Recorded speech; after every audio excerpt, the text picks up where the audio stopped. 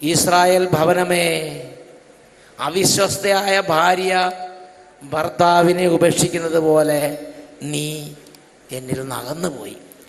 ഭാര്യയുടെ ഹൃദയം ഭർത്താവിൽ നിന്ന് അകന്നു പോയിട്ട് വേറെ ആളുകളിൽ ചെന്ന് കുടുങ്ങുന്നത് പോലെ നിന്റെ ഹൃദയം ഇപ്പോൾ ദൈവത്തിൽ നിന്നും അകന്നുപോയി വേറെ സ്ഥലത്ത് പോയി കുടുങ്ങി.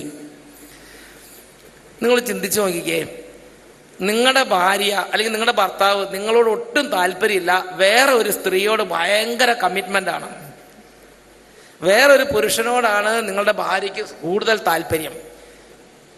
ആ പുരുഷന്റെ കാര്യം പറയുമ്പോൾ 1000 നാവ്, നിങ്ങളുടെ കാര്യം പറയുമ്പോഴത്തേനും ഒരു വക്രിച്ച മുഖം.